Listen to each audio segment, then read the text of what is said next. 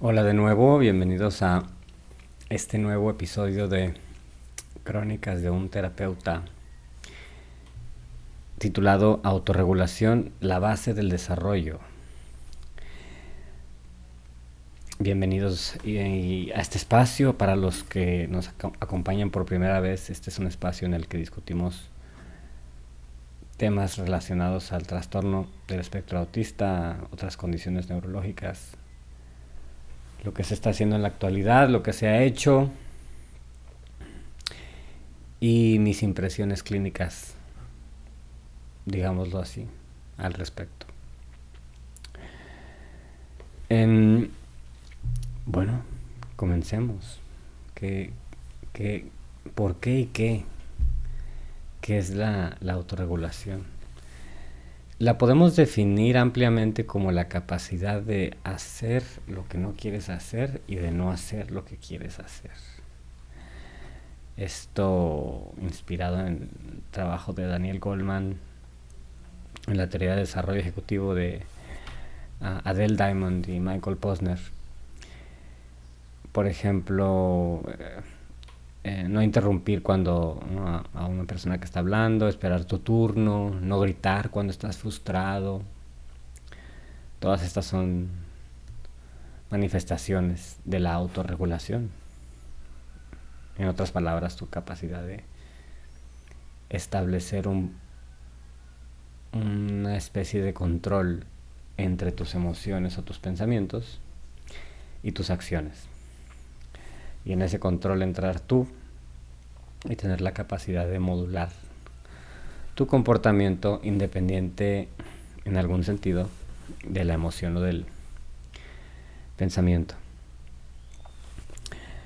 La autorregulación combina diferentes habilidades neurológicas o les llamamos funciones ejecutivas, como el control inhibitorio, que es esto mismo, el poder no hacer, la atención sostenida y la flexibilidad cognitiva.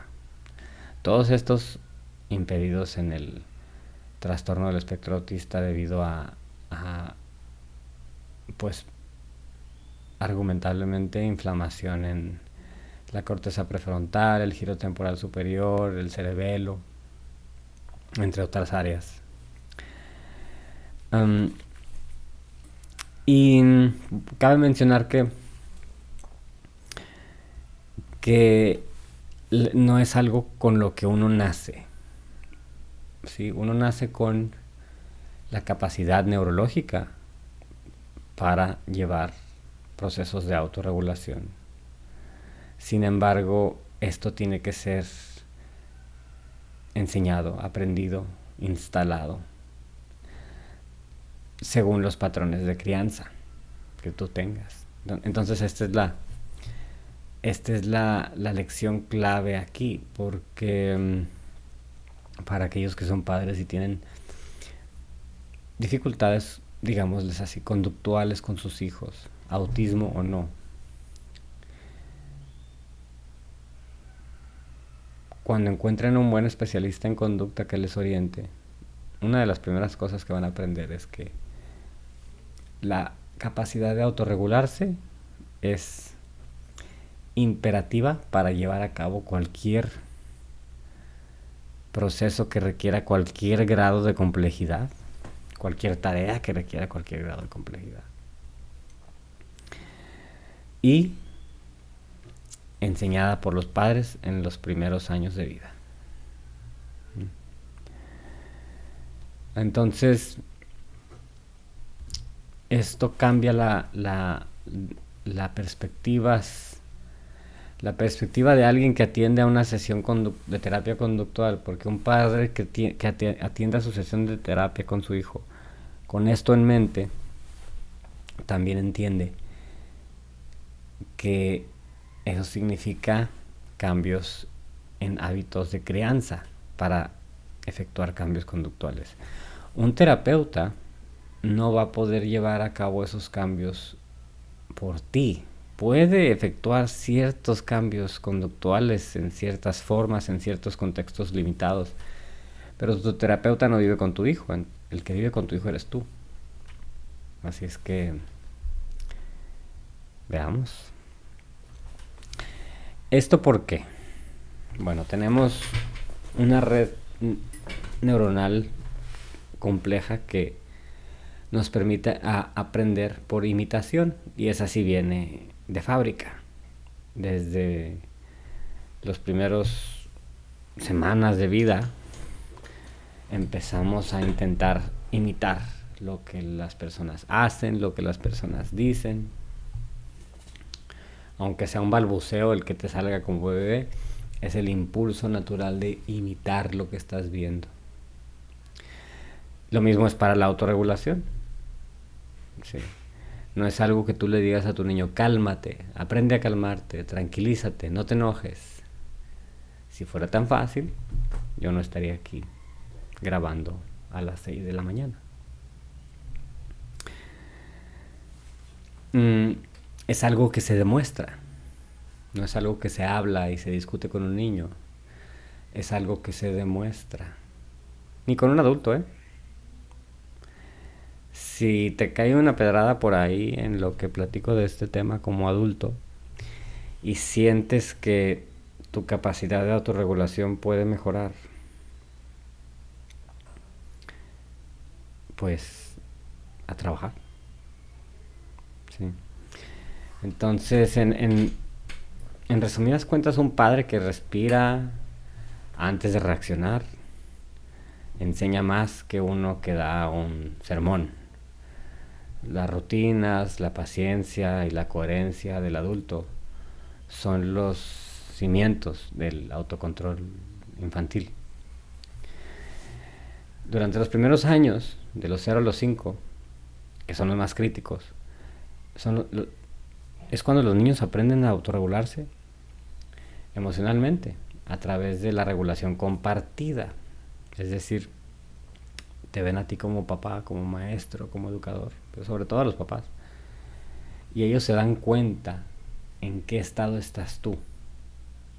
Y no significa que te lo puedan explicar, lo notan, lo perciben y lo copian y se corregulan junto contigo. Si tú te has dado cuenta, cuando vas caminando por la calle, cuando encuentras a una persona que no has visto desde hace mucho tiempo, a lo mejor que tus hijos no conocen, y saludas a la persona, o encuentras una situación nueva en la calle, en el ambiente, lo primero que hacen tus niños es te voltean a ver a ti para ver, número 1, si todo está bien, y número 2, copiar patrones de regulación o corregularse junto contigo. Entonces, esto lo veo yo en el sentido de la educación especial, más pronunciado que en niños neurotípicos en ciertos sentidos, en muchos no. Ya les contaré por qué. Pero lo veo más en educación especial porque educación especial se dedica a tratar a niños con condiciones neurológicas. Y cuando existe una condición neurológica, no solo existen, por lo general, complicaciones conductuales, existen otras complicaciones que al adulto que no está entrenado le hacen pensar que el niño tiene esas dificultades conductuales como resultado de su condición neurológica y no pueden cambiar porque son parte de su condición neurológica. Por ejemplo, escuchas cosas como: es que los niños con autismo, no sé, se enojan y lloran, o es que gritan, o es que tienen dificultades de control de impulsos. Las tienen inicialmente, pueden tener todas estas dificultades inicialmente, secundario a una neuroinflamación que ocasiona disfunciones cerebrales neurológicas, y esto ocasiona que pierdas el control en ciertos momentos. No significa que no puedas aprender a autorregularte. Esa es la clave. Entonces el niño, por ejemplo, el niño autista de 2 años que no habla y que llora por todo, cuando llora, si a la mamá, al papá, nadie les cuenta esto, y el niño llora descontroladamente, ¿qué pasa? Los papás se asustan porque dicen, híjole, pues el niño no habla y nos acaban de decir que tiene autismo. Pues dale para que se calme. Dale lo que quiere, dale lo que está pidiendo para que se calme, para tranquilizarlo. Porque pues tú no sabes qué hacer. Lo que termina ocurriendo es que con el paso de las semanas, meses y años, comienzas a generar un perfil de personalidad que un niño que cree que... Más bien un niño que no sabe que existe la autorregulación, que sus impulsos deben ser expresados en el momento porque son satisfechos en el momento, porque tú le has enseñado eso. Lo que le enseñamos a los papás es, cuando sus niños están fuera de control, es esperarlo. Nadie se ha muerto de llorar. Y nadie ha llorado para siempre. Acuérdate nada más de eso. ¿Por qué? ¿Por qué calmamos a los niños cuando lloran? Porque no los queremos escuchar llorar. Tenemos que aprender a aceptar esa realidad para poder llegar a la respuesta. Porque cuando ya sabes eso y tu niño pierde el control, es más fácil tú autocontrolarte y no perder el control ni alterarte, digámoslo así, conductual y emocionalmente, porque tu niño perdió el control. ¿Y qué va a empezar a ocurrir? Tu niño ve que inclusive en sus peores momentos tú estás bajo control. Y si empiezas a hacer esto con el tiempo, tu niño se empieza a calmar y a corregularse contigo. Pero esto no ocurre hasta que tú te calmes. Entonces, niños con autismo o sin autismo, sobre todo en una sociedad en la que todo el mundo es víctima, el día de hoy requieren urgentemente modelos robustos de autorregulación. ¿Sí? Que aparte de... Es importante porque aparte de... O sea, no es solo cuestión de estar calmado y de saludar y de no enojarte. No. La autorregulación es fundamental a la función humana. Tiene conexiones con el aprendizaje, la vida social. Sin autorregulación no hay atención. Sin atención no hay lenguaje ni aprendizaje. Sin regulación emocional no hay convivencia ni desarrollo social avanzado. Por ejemplo, esperar un turno para hablar o para jugar, controlar la frustración en una tarea difícil, mantener el enfoque durante una lectura o una conversación. Sí. Todo esto se vuelve cada vez más complejo conforme creces y operas en contextos más demandantes socialmente o estructuralmente, curricularmente.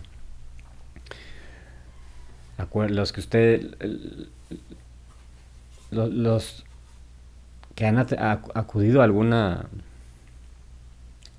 o llevado a cabo alguna tarea difícil a largo plazo, ya sea una carrera o un trabajo o crear una familia, se han dado cuenta de que entre más difícil la misión, más autorregulación es necesaria.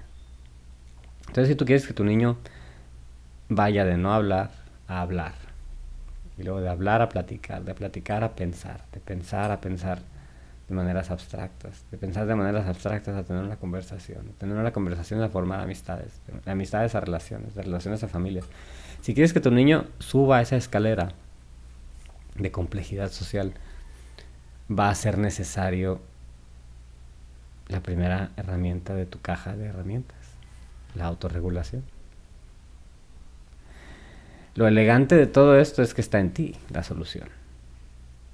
Esto no es muy misterioso en ese sentido, ni necesitas, fuera de casos extraordinarios, un medicamento, un extravagante, necesitas cuidar tu salud, necesitas tener control sobre lo que comes.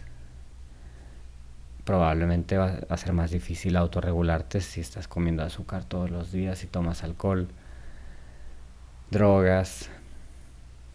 Todo esto va a generar dificultades de autorregulación. Si no duermes bien, si estás consumiendo agentes inflamatorios, aceites industriales, sal de mesa, todo lo que ya hemos platicado ocasiona neuroinflamación. Entonces, como todo está conectado, tú como padre de familia, cuando te levantas por la mañana, piensa: ¿qué comió mi hijo el fin de semana? ¿Qué comimos como familia el fin de semana? ¿Cómo dormimos? ¿Cómo nos vamos a levantar el lunes? No están desconectadas estas cosas. Y si le vas a decir, y si vas a corregir a tu hijo en una conducta, vas a cambiar algo que no te gusta, que no consideras adecuado, lo puedes hacer con un poquito más de conciencia y más conocimiento, porque estas cuestiones que te permiten llevar a cabo la autorregulación, como el control inhibitorio, la atención sostenida y la flexibilidad cognitiva, se intermedian por diferentes partes de tu cerebro, de tu corteza cerebral e inclusive tu cerebelo. Entonces, esto es algo que va a requerir práctica. Así, o sea, la función ejecutiva no se desarrolla de la noche a la mañana, pero sí se desarrolla cuando la practicas. Entre más practicas controlarte, mejor te vuelves para controlarte. Por eso cuando un niño llora, lo dejas que llore hasta que termine de llorar. Lo cuidas y que no se lastime, que esté bien, que no vaya a romper algo, que no salga de control. Lo primero es la seguridad del niño. Pero después de eso te esperas. Esperas. Y te vas a dar cuenta, si nunca lo has hecho, te vas a dar cuenta qué difícil va a ser autorregularte tú mismo para no reaccionar ante el, digámoslo así, berrinche de tu hijo. Pero te tienes que aguantar. ¿Por qué? Porque cuando va el niño subiendo y tú te aguantas, como nadie llora para siempre, el niño va a bajar otra vez, en algún momento. Aunque le tarde horas. En algún momento. Ya cuando el niño se calma, entras tú y le consuelas y le dices: mira, todo va a estar bien, no te preocupes, o arreglas lo que tiene que arreglar. Pero hasta que no se calme. Hasta que se calme, hasta que esté tranquilo el niño, hasta que no vuelva a la paz. Si tú pierdes el control, va a haber más pérdida de control en ese momento y en futuros momentos. Recuerda, tu niño siempre te está viendo. Y ustedes lo saben. Los niños siempre lo están viendo a uno. Se acuerdan de más cosas de las que se acuerda uno a veces. Para el maestro y para el educador, pues eso también es importante. Porque y esto lo maneja uno de manera más a lo mejor automática, porque es más conocido que el terapeuta pues tiene que ser una manifestación de calma para la familia que se presenta en su consultorio, y esto implica ya un nivel de autorregulación. Al terapeuta bien entrenado, durante su entrenamiento, que dura años, se le presentan casos clínicos complejos y momentos difíciles con mucha frecuencia, tal que tiene que ejercitar sus habilidades de autorregulación, y tienen que ser robustas porque vas a lidiar con personas en posiciones muy difíciles y muchas veces conductualmente comprometidas. Entonces, el mensaje es para los que quieren mejorar la autorregulación de sus hijos, mejorar su propia autorregulación y mejorar sus prácticas autorregulatorias como educadores, terapeutas u otros profesionales. Todos hemos escuchado las historias de los maestros enojones y los terapeutas insensibles. Nadie es perfecto, pero podemos ligar todo esto a patrones de autorregulación. Entonces, cuando unes todas las piezas, la alimentación, el cuidado de tu estado biológico, digámoslo así, todo tiene un poquito más de sentido. Y ese fue el tema de hoy. Espero les sea de utilidad. En los comentarios dejen sus preguntas o su opinión. Todo ayuda a este canal. Todo mensaje que pongan ahí, todo comentario ayuda a que el algoritmo lleve este mensaje a más personas. Y con mucho gusto pues seguiré publicando estas pláticas porque las considero importantes y en muchos casos necesarias para continuar abriendo los ojos. De nuevo, gracias por... Si te gustó la grabación, pues es un placer. Si no te gustó, te agradezco permanecer tanto tiempo, estos 20 minutos. Y hasta la próxima.